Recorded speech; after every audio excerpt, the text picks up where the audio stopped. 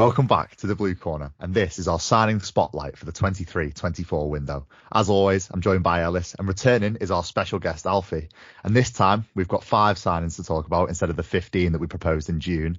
And start with you, Alfie. How are you doing, and what are your initial reactions to this window? It's been a bit of an interesting one, hasn't it? Yeah, good. Thank you for having me on.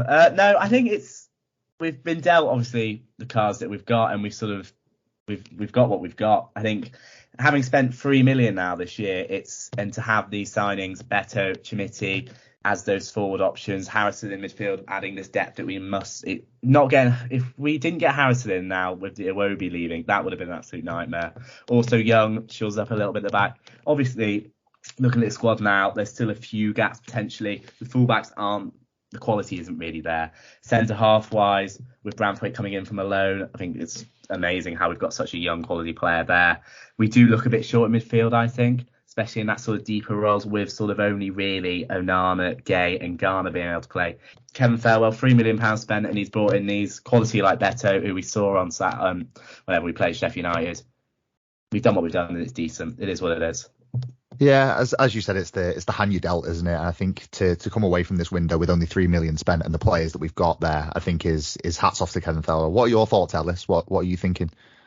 Yeah, I think he's done well with the structure of some of the deals. Of course, I think we'd have liked a few more, like you say, Alfie. There's still a few gaps in the squad, and it is looking quite light. I'm a bit worried about if we get any injuries, it could really, really throw our season off. If we get injuries to key areas, the likes of Beto, Calvert-Lewin, Tarkowski, I suppose even Amadou Onana, if you lose him, you're very light in midfield. And that's the only worry, really. But I think you have to give credit to Thelwell for how we structured some of the deals. The fact that we're not paying a penny for Beto in the first financial year, and the fact that we've got Danjuma on a loan, such a top quality loan, we'll go into it. But I'm pretty pleased, really, with the signings that have been made. I reckon we could have had a few more, but the ones that we've made, I feel, are quite decent. Yeah, no, I agree with that. We might as well start with Beto because I think he's the most exciting for all three of us, definitely. I think he's definitely played well in his first 2 games, and he looks to be a very exciting player to come in. And, he almost mirrors that Lukaku figure that we had so many years ago, that, the big pace, power, and can actually finish. We've not had that natural born finisher in the last few years. So, Alfie, I'll start with you. What are you thinking with Beto, and how does he actually affect us going forward and actually fit into this Sean Dyche team? I think he's an absolute game changer. If we're going into this window, it would have been an absolute nightmare without this number 9. You can't really back Chimiti to come in and play more than sort of 800 minutes, I don't think. I think we'll struggle. We would have really struggled. Calvert-Lewin, for me, he shouldn't be seen as an option. He should be seen as sort of a luxury, having him as an availability.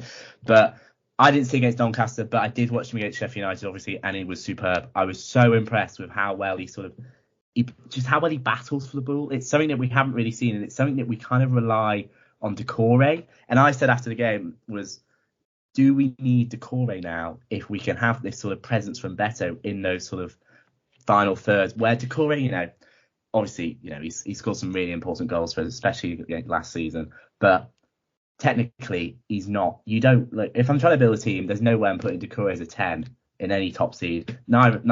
He's just not that type of player at all. If we can have somebody like Beto who can battle, win the ball, I was really also surprised with how well he sort of moved with the ball, how 90% of take-ons in the final third. He loves to dribble the ball. Some of the touches where he was sort of one-on-one with the centre back, he went right and then he dragged the player over, then he went left. Unfortunately, he couldn't quite finish, but he's in his speed he's shown. I do think, technically he's not superb. He's not going to be signed by an elite team, sort of somebody pushing for European, but we're not doing that either, so it doesn't really matter. 21 goals over the last 2 seasons in Serie A, it's pretty good. It's nothing spectacular, but I do think he comes in and he scores. I think we've been looking at him for a while, and I'm pleased we've got him because we would have been really lost without him. Yeah, no, I agree with you there, and I think, as you say there, we'd be lost without him. And I think the way we've managed to structure the deal as well only helps us financially, and we've actually got a striker, boys, for once. For the last few seasons, we've been crying out for it, haven't we?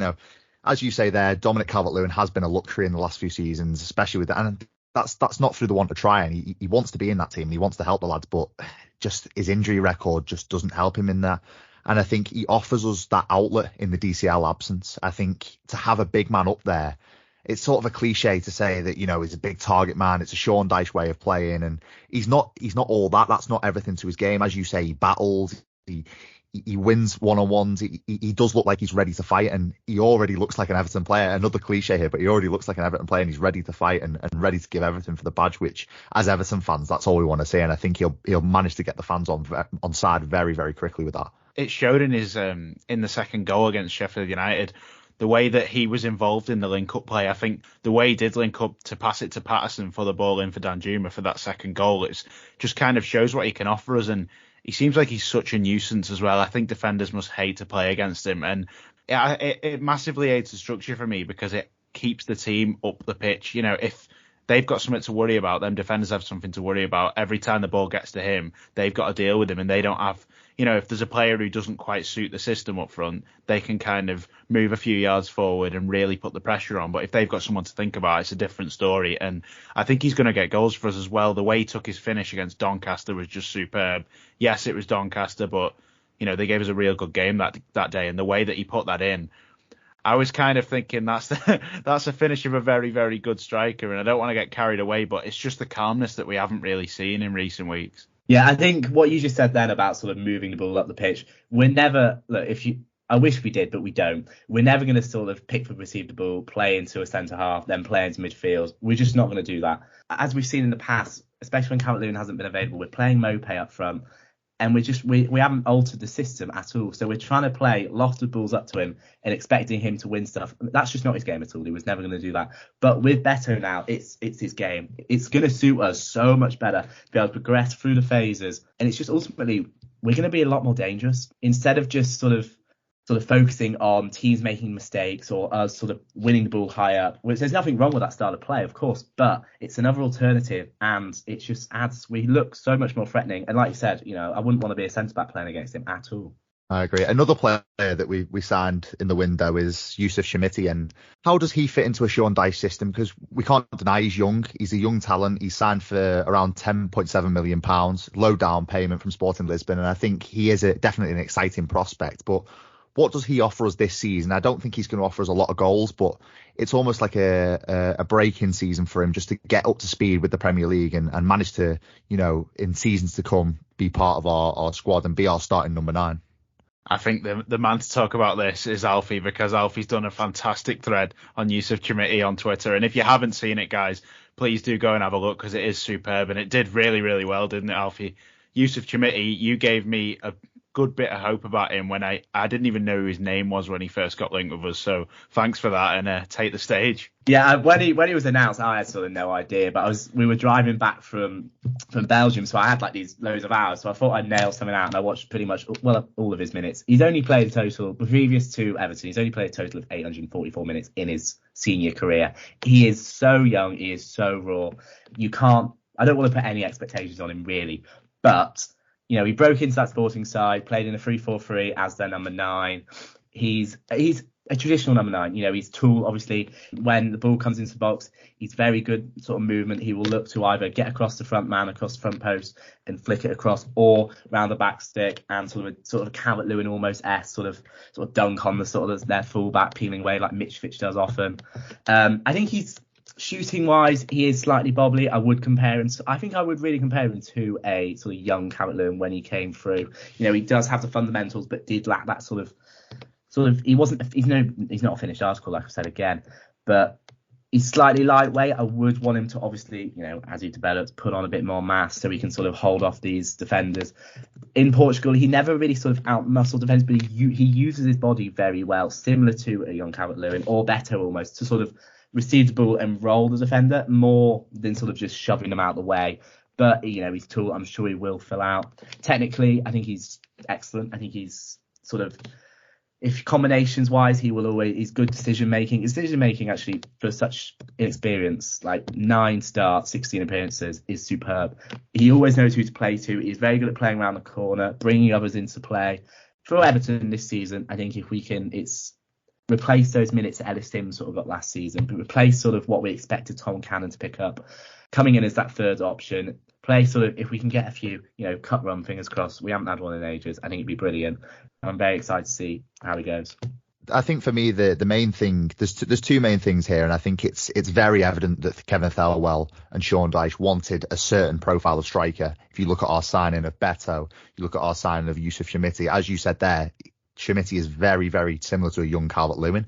I think the second thing is attacking runs. I watched him against Wolves, and as soon as he came on, his attacking runs were really, really smart and very, very clever. And I think that's something we've not seen in a young striker at Everton for many, many years. I think to have a player with a good footballing brain that can play up front, he might not manage to get us any goals this season. We can't put any pressure on him because of his age and how raw he is, as you say, Alfie. But I think he could be a very, very good option off the bench. I'm happy with it because it's a low down payment as well. It suits the structure that we wanted for players to come in. And I like this kind of transfer. We're taking a chance on a young lad, which isn't something that we've done loads of in the past. And it might be the case that we develop him, even if we end up developing him into a solid, decent striker and get some money for him eventually. It's the right thing to be doing because we know that strikers come at a premium. And if you can get a good one that comes through at a cheap price and then ends up massively improving, then you've done really well business-wise there as well. And yeah, he's completely raw. He's a young player. We know that. And he did impress me when he came on at Goodison earlier in the season as well. I thought there's just that kind of exuberance about a young player, isn't it? That's quite exciting. And, we can follow his journey, and having someone to get excited about is great for the fans too, isn't it? I know it didn't work out, but the excitement when Moise Kean joined the club was similar, wasn't it? Yeah, no, it's just signing young players. Fans love it. The club loves it. It's financially pretty sound. It's a way forward. Look at, all the other clubs, everybody says it. Look at Brighton, got to copy Brighton. But it's what works. And it's just exciting to bring in this young lad. Like you said, he will grow with us, hopefully. And I think just hold your expectations maybe a little bit, but be excited as well. I think he's obviously a talented player, played for the Portugal youth teams. I'm looking forward to seeing how he gets on this season. And another signing, which is completely the other end of the scale that we signed, was Ashley Young, 38 years old, another 19 years difference in age compared to Yusuf Shamiti. He's going to be on the pitch with a player 20 years his junior, and he's joined the club on a one year deal, free transfer. For me, he's got so much experience, and he'd be massive for the dressing room. Obviously, losing Connor Cody in the summer, having someone else to be that leader and be that guidance for the younger players, because we have got quite a few young players in the squad now. It's probably more of what he offers in the intangibles than what he offers particularly on the pitch. He'll be a good member of the squad, and I think he'll fill in and do quite well because he played a lot of games at Villa last year. Yeah, I mean, for me, I was a little bit obviously worried in the last few games that Young has played as much as he did. I think he should have been brought in as a backup, not as our starting left back. And at 38, I think he's probably getting to that age now where he's still physically fit. If you look at him on the pitch, he's more than capable of putting in 90 minutes in an Everton shirt. But we should have been looking at him more as a backup. We didn't get another left back in, obviously, so I think he probably will be our best starting left back for the rest of this season. And I think it's a decent option, as you said, Ellis. It's a lot of experience. It's a calm head in there, and I think we can utilise him to maybe nurture Mikalenko into more of a attacking role.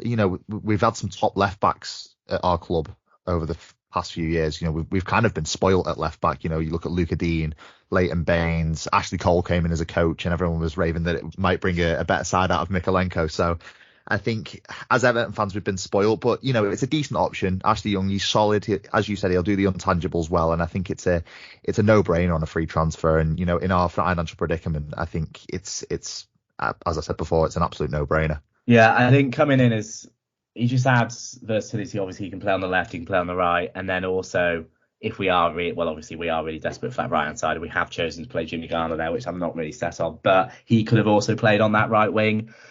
I don't like it when you have a wrong-sided, like a right footer playing left back or a left footer playing right back, unless you are technically excellent, like a Cancelo or Zinchenko. Just as it defensively, I played as fullback. I used to hate having to play on the left-hand side, making that challenge. It's your weak foot, doesn't really work. Also, can you play for us? Get me involved. With the ball as well, it's like having that extra touch. You've got to take it to shift it onto your right foot. It doesn't really work. I don't want to see I really don't want to see Ashley Young play 38 Premier League games this season. And I think having, obviously I get the intangibles off pitch are huge. We've lost Connor Cody. We've 14 outgoings this season with 3 transfers, etc. It will be a bit tumultuous in the dressing room. And having Young, who played with Sean Dyche. That seems absolutely mental. But like having that sort of calm head, obviously Premier League experience, I get why. I completely get the signing, and it was free, and we would have struggled. But looking at sort of like Owen Tignal, who was at Ajax, he's a really good young left back. Hasn't quite worked out moving from PSV to Ajax, but he's gone out on loan to Antwerp. Could we have been moving in for those sort of bids? Maybe we could have been looking for a loan. There's a lot of young left backs out there, but I get the signing, and I think if he can come in, Mykolenko, we don't know, might have a better season. Can also play right back, which I think is really crucial, as I'm not set on Patterson or obviously Coleman, but I get it. It's a big season for Mykolenko, isn't it? He really needs to stamp his place as our left back, and hopefully he does, and hopefully having that older mentor will help him grow as a player, because remember, Vitaly Mykolenko is young as well. He's not 27, is he? He's not 28 where he should be at his peak at that point. He's still got time to grow, so hopefully he does. And looking ahead now to the more attacking side of the signings, we've brought in 2 attackers, 2 wingers, Jack Harrison and Arnaut Danjuma. We'll start with Jack Harrison. Season-long loan, and we aren't paying a single penny of loan fee. Leeds kind of done themselves over a little bit with the clauses. They gave a load of players loan clauses if they got relegated, and we took advantage of that. And for me, I'm pretty happy, Ollie. In the instant aftermath of Jack Harrison coming in, I probably wasn't as happy as a lot of people were. I've had time to mull it over now, and I'm still not 100% convinced of what he'll offer to us, but I do think he is a very, very good option. He's got Premier League experience. I think he'll fit in a Sean Dyche system very well. Just for me, it would have been nice to see us maybe aim a little bit higher with a loan. I don't know. It's probably one of them that it was accessible. Certainly with our financial situation, it was an easy one to get done. Aston Villa were sniffing around him as well, but for that injury, he probably would have been wearing an Aston Villa shirt for the rest of this season. So, no, it's a good signing. It's a decent option. I think he can offer us quite a lot going forward. It's almost a bit of a different dimension to what Dwight McNeil and Danjuma would offer us. It's a little bit more of a defensive option, and he is a little bit more direct as to maybe what Dwight McNeil would be. So, yeah, I think it's a decent option, and I think it'll fit Dyche's system quite well. I'm happy because it's just low risk. He's probably likely to sign on a permanent now as well. He's that industrious, hard-working winger that Dwight McNeil is also, and he seems to have some hell of a shot on him as well. I'm sure Alfie will have some stats on that, but it seems like whenever he really unleashes that strike, he can pop one in, and if he can score some great goals for us, that would be useful as well. Alfie, can you tell us a bit more about him? Yeah, so I did a piece on him as well, and I also spoke to John McKenzie from Tifo Football, who obviously an offshoot of The Athletic. And I think Jack Harrison's, I've always really liked Jack Harrison sort of the last 3 or 4 years. Since he's come up from the Premier League, there was that one season where him and De Bruyne and I think it might have been Bruno Fernandes were sort of underlying metrics. Those were the top 3 creators. He's one of those players that sort of, if you look into the sort of the deep line creative metrics, he is superb. I think he is in the 93rd percentile of crosses across Europe. That is obviously something that we would like to get into with this Beto, Timothy, Calvert-Lewin sort of front 2, Decore coming in.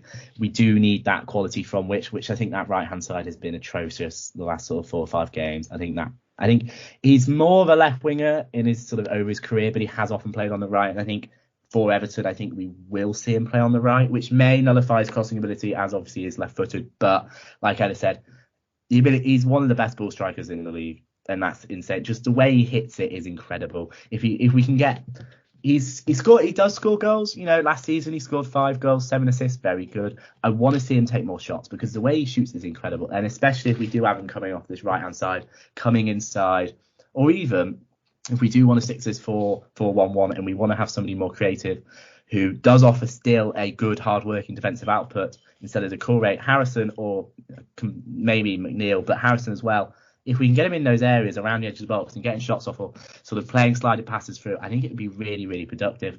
I'm a really large fan of him. I think low, no fee. Obviously, age isn't fantastic. And obviously, it might seem a little bit disappointing, obviously, having looked at other Leeds wingers such as Nonto or Somerville. But I do think he's safe and he's a good option. He will come in. Obviously, the injury wasn't ideal, but I think, like you said, I think if he wasn't injured, we wouldn't stand a chance with him. I think he would have definitely gone to Villa. But free for a year, get in. Interested to see what the fee would be like next year. I'm not really sure, but I do think once he comes in, I think he plays the majority of games. It probably depends on Leeds' situation next season. If they do get promoted, they'll probably demand a little bit more of a fee than what they would if they don't get promoted. So yeah, there's definitely one to watch, and I think it's an interesting situation that will probably develop loads over the season. Kevin Farwell probably loves the sound of Leeds executives on the other end of the phone after the summer and after the Nonto saga. So yeah, we'll see how that one develops. I think Kevin Farwell might not want to speak to Leeds again after all of the drama with Wilfred Nonto, and I think Leeds are probably sick of speaking to anyone after their window because they had all of their players, Sinistera, Somerville, Nonto, Harrison. There's so much drama over all their players. I'm sure they're just glad that the window's shut. But our final signing that we made was made earlier in the window, and probably for me, one of the most exciting ones. I'd say Beto was the most exciting one for me, but Arnaut Danjuma came in, who we've got a bit of history with, it's safe to say, actually. We nearly signed him in January, but things didn't quite transpire, shall we say, and he ended up choosing to join Tottenham, where it did not work out at all. He's already eclipsed the minutes that he acquired at Tottenham during his time there, so that says a lot about his time at Tottenham. But since he's come in, he's got 2 goals to his name now. He's played pretty well for us. There's still signs of improvement that obviously you need because the player's not fully fit yet. And of course, it's time to bed into the squad and really settle into being an Everton player. But I'm really excited about him. I'm really happy with this one. I think this is, as you said before, I think it's alongside Beto. It's one of the most exciting ones that we'll get in. And I think he can definitely be our top goal scorer alongside Beto towards the end of this season. I think he'll grow in confidence every game. He's got 2 goals under his belt now, as you said, the Doncaster game, which I think it was imperative to get on the score sheet there. And then to follow that up with the Sheffield United goal, which was a really good finish, right place, right time. The one thing for me, I think he needs to work on is his decision making. Sometimes he'll maybe not pick out a pass when he can do, or not shoot, or take one too many touches in the box, as we saw on Saturday against Sheffield United. But as I said before, he'll grow in confidence game by game, and he's going to be a very, very good option for us. The one thing you worry about is you don't want to fall in love with a lone player, and it's, the situation next summer, if he was to have a very good season and to be our top goal scorer, there's going to be other clubs sniffing around him, and Villarreal are going to want to get a large sum for him in that window. So don't want to, fall in love with a lone player too soon. Yeah, I think we might have to expect him not to stay. I don't think we're going to be seeing him next season if he does go on to succeed. But yeah, similar, his decision, like starting off with a negative, even if it's very exciting, but his decision making against Sheffield United, I really wasn't very impressed at all. There's a few occasions where just head up a bit more, slow it down maybe. Obviously, he's come inside, then it's that extra touch, not ideal. But also, I think he plays like that though. I do think he's a very sort of instinctive player, or almost similar to sort of what Iwobi used to do. There's not a lot, his decision making was sometimes poor because he played off these instincts, which led to chances. That's how he created those chances. I think Danjuma, that will lead to chances for himself. He's quite versatile, can sort of play across the front three. I would like to see him sort of really nail down that position off the left. I do think that works, especially if he can sort of improve on his defensive numbers and his sort of work rate, which I think will, of course, occur under Sean Dyche. It might even sort of help Mykolenko even from an attacking point of view if we do have, because last season it was more sort of a Iwobi on the left or McNeil on the left. And I think if you have sort of Danjuma as more of an inside forward, Mykolenko will have more of an opportunity to get around him, overlap, underlaps, combine with the lads. I think that could be really sort of productive. Ultimately, yeah, I think it's $3 million loan fee. It's not bad at all. I think there's a lot of chat around. It probably is the best loan option out there. You'd really struggle to get that quality for such a little fee. It just wasn't available. So I think it's superb. I think it's a superb bit of business. I completely agree with that, Alfie. It's a brilliant bit of business, and I think, again, hats off to Kevin Farwell. And as you said there, $3 million. You're not going to get much more quality in world football for £3 million for the season. So yeah, a decent option and probably one of the best loans out there that we could have got. Yeah, I'm really pleased with it, and I just hope he does stay, though. I know, Alfie, you don't think it's very likely, but I'd love him to stay. Just the way he seems to have just bought straight into the club already. He speaks so well. He spoke brilliantly after the Doncaster game. Love his celebration. Me and Ollie were in the away end as he was celebrating directly in front of us, so he's already made his mark with us. Even when we got a corner, he was on the edge of the box and he just looked at the away end and he smiled. He just smiled. And I think he's kind of bought into the Everton way now, and I think he's a Blue, so hopefully we've kind of made him fall in love with the club, and he does get to stay. You know, once Everton's touched you and all that, don't want to get too bogged down with all the romance of Everton. But if I was Dan Juma, I'd be staying. But then again, I'm an Evertonian, and Dan Juma probably isn't, so that might kind of explain that one. But before we go, we have had one major outgoing. We've had quite a few outgoings. We've had Tom Cannon, Neil Maupay, but one of the biggest ones is Alex Iwobi, who left on deadline day to Fulham for £22 million. So that was a bit of a surprise to a lot of us because, of course, it was the last day and you don't really expect to lose one of your better players on the last day. But for me, it had to be done. It was a great fee that we got from him. I think we've done really well there. Kevin Felwell, credit to you if you're listening. Don't think you are, but if you are, credit to you. And the fact that he had 1 year left on his deal, then it was a no-brainer, really, because you can't afford to let an asset like that go on a free. Alfie, were you surprised with the sale, and are you pleased with it, or are you a bit disappointed that we've lost such a big player for the team? I was kind of expecting him to go. I thought with the way we moved players in, getting Jack Harrison in, and Danjuma on those wide players, I thought he would go, but obviously I thought I'd kind of given up on that sort of thought a week before the window because, you know, you don't say your best player on that last day. But I think it's such a good fee. Looking around, Fulham obviously are a competitor, but I think it's £22 million a year left on his deal is brilliant. You know, he was kind of an overpay at the time when we paid, what was it, sort of 26, 28 million for him. And to recoup almost 100% of that is superb. I think it's such a good sell by Kevin Farewell. Thank you very much. But it is slightly worrying. Like he is our main creator, and I think also progressor. And I think he's so important to us, which is often overlooked. And, you know, there's always sort of debate on Twitter. Is he any good? Is he good? I think he is superb. But I'm happy with him going, I think. I think if we look at it from a completely rational point of view and in terms of the fee for 22 million, it was an absolute no-brainer. You know, you can't turn that down with a year left on his contract. It's just unrejectable. And I think he might have reached his ceiling at Everton. We weren't playing him in the best system for his talent. That's no slight on him. I just think in our situation, I think that there is a sort of different dimension that we could have used him in. As you said there, though, Alfie, in terms of his creativity, it's one of those situations where it's very, very hard to replace. And we're going to look to the likes of Dwight McNeil, Jack Harrison, and, you know, maybe even Amadou Onana to start progressing the ball more forwards. And it does, you know, limit your options. And in a team where there's not a lot of goals and there's not a lot of chances, I think selling one of your most creative players probably isn't the greatest idea. But from a completely rational point of view, 22 million, you can't turn that down. Yeah, I think it's the right business decision that had to be made for the club. I think, you know, you can't be losing an asset that was 28 million rising to 35, whatever we ended up paying for him, to lose all of that. And because his book value would be so low now because he is at the end of his contract, to then get so much, it will look great for the books. I think, you know, we have got January, and hopefully up until then, the big thing is we just can't have an injury crisis, can we? And if that happens, then we could be quite worried. But, you know, injuries happen, and hopefully they don't happen to us just this year, please.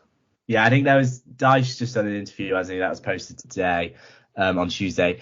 I think he goes on about how important it is to have a small squad, and, you know, it does have its ups, of course, as its ups. But if we do have injuries to Gay, Tarkowski, or Beto, I think we do really struggle. I think Tarkowski is crucial to that defence.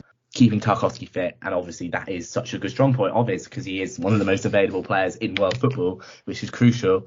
Back to positives, I think we've acquired very well this summer. I think I'm very excited with the attacking options, which was something obviously we lacked. Hopefully Dyche can sort of sort this defence out because we are leaking chances, but I'm pleased with the signings. Final thoughts, Ollie?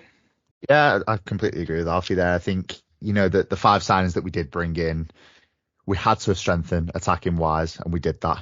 And we've done that in quite a big way with Danjuma and Beto. And, you know, we've strengthened for the future with Yusuf Shamiti coming in. So there's no complaints really from me. You know, we have left ourselves a little bit light in midfield and in defence, but in a window where our pockets have been tight and our hands have been tied with, you know, money and FFP, whatnot, I think it's a decent window, and I think it puts us in decent stead for the rest of the season. And there you have it. That's the lowdown on all the signings we've made this summer. Hopefully in about 6 months' time, perhaps, we're talking about these players and how well they've done I'm sure the likes of Beto and Danjuma are going to be absolutely crucial for us this year.